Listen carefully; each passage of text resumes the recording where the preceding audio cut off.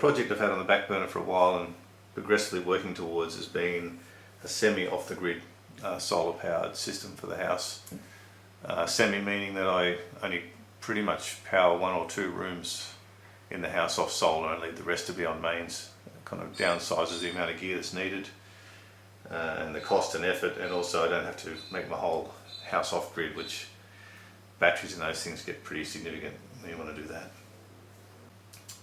The main room I had in mind is a room I have central to the house, which has a few PCs running. It's got a NAS box, I've got a 3D printer in there, I've got my electronics gear in there as well.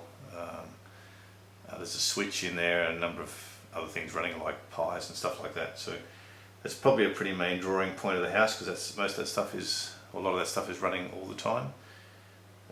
And so I thought that'd be a good room to try and get running off solar and batteries if possible. Pretty much a standard layout, which you can see there. The only part is maybe a transfer switch, is not something that people typically see in this setup, but you've got your standard solar panels. I call it DC plus only because you've got your high voltage DC coming in to your solar charge controller that obviously just charges your batteries and controls and smart charges your batteries. Your DC then goes to your inverter, you get your 240 out of that and go to a transfer switch. A transfer switch is used to switch between, say, mains power and what it would be the solar AC. The transfer switch is normally, they're very quick, so they can switch without affecting the output, and the whole purpose is when the solar's down and the batteries run out, it'll just transfer back over to mains, and then my output then will go to one of the main rooms. Now the benefits I saw to doing this, as I mentioned before, is because it's only for a room, I can get away with a lot less solar panels than would have other been required. Batteries as well, which are an expensive part, and then that all downsizes to your charge controller, your inverter and things like that, which all, obviously the more power you need, they get a lot more expensive pretty quickly.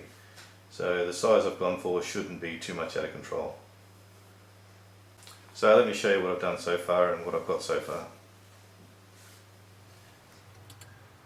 Pretty early on in the piece I wanted to get an idea what the room was drawing, so I installed these they're actually remote controlled switching units, which primarily I think they're used to just be able to turn things on and off remotely, but they do happen to map and record how much current is used over a period of time and also instantaneously, which you can view via a Wi-Fi connection to your phone. Some smart people out there have written a Python script that allows you to talk directly to this over the network and then log all the data separately, so you don't have to worry about using the app.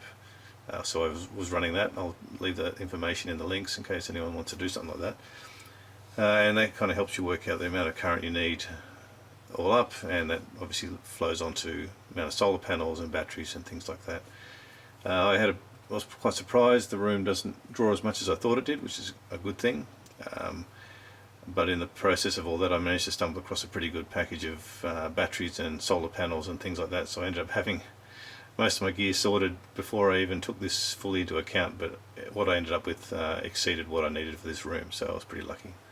So when I first started with the idea of looking to get some solar power onto the house, I thought I'd go with the lithium-ion batteries, which were definitely the way things are going. Cars and even the big house banks for Teslas and the likes use lithium-ion or lithium sorts, so I thought that'd be a good way to go. Started looking for batteries through old laptop batteries and all those kinds of things, pulling them apart, testing, cycling, all that stuff. So it took, after a couple of years of gathering batteries, I ended up with, this is over about 700 odd now, 750 or something. I was aiming for the 1,000 mark. I thought that might be enough to get me by initially.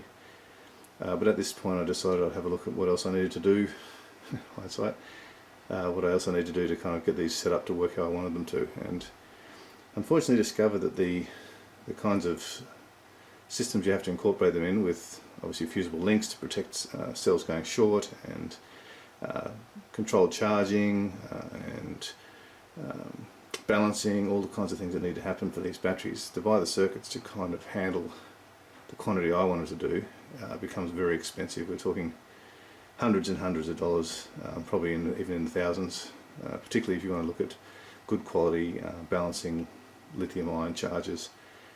So I kind of thought, well, that goes against the whole idea of the budget system I want to build, so I started looking at the lead acid side of things.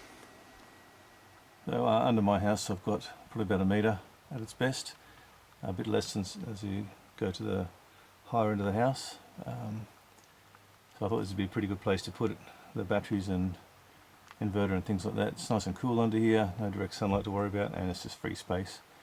Particularly as I was going down the path now of using lead acid instead of lithium ion, I've got the space for those, so it worked as a pretty good option. Another thing I have under the house, which you can see there as well, is the wiring from my main power box. All comes in through and under the house and supplies the house here. So that lines up with also what I want to do is tap into one of those, and then I'll be able to switch between mains and between what I supply through the inverter.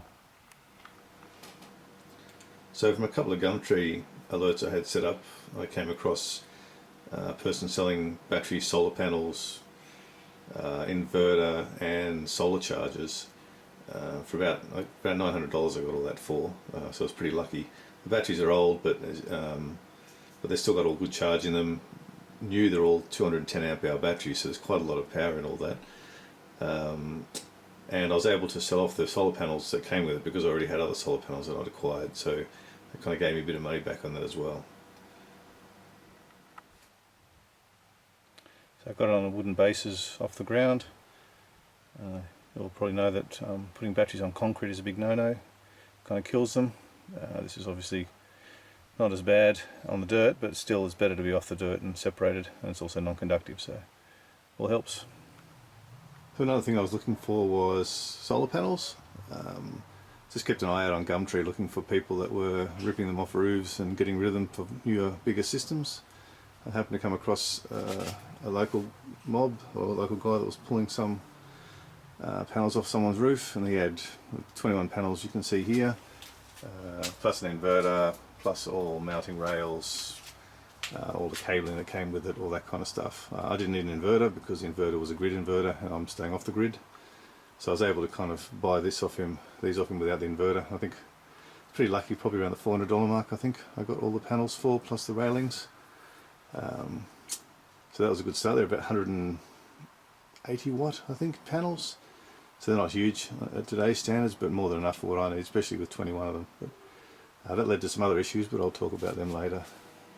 These are the transfer switches I was given. A mate of mine had a couple and said I could use them to test and try out, so shout out to Gaz, thanks for that mate. They're very quick switching, so they should be able to switch over, both of them should be able to switch over without any issues time wise, but we'll see how that all runs and tests. Now these are the 4 solar chargers I got. Solaris 3030s, they're 30 amps each output current, so there's 120 amps of output current, which is quite a lot. The input voltage for these is up to 47 volts, and the panels I have a maximum voltage of 45 volts, so as a single panel into these it would work well, but there's other issues I have to deal with there that I've come across in regards to these chargers, but that's these. This is the inverter I got with a batch of stuff. It's a 3000 watt inverter, so that's enough power for what I need, 240 volt out. Looking on the back, it's got the 240 volt input. That's actually for mains to go in, so it's got its own switching mechanism inside, but instead of using that I'm going to use the transfer switches I showed you before. They're going to be of a better quality. Also I want to test them and see how well they work. There's also the Anderson plugs on the back for the DC in from the batteries, and on the front there's a standard output there for your 240 out, and a number of readings like your voltage level and your current draw, your wattage, the percentage of your limit, and obviously protections like overload, temperature, under voltage, over voltage. So that's pretty much all my gear. Next video I'll show you starting to put it all together and have a chat about some of the issues I've got with regards to the solar panels and the charger. Okay, cheers.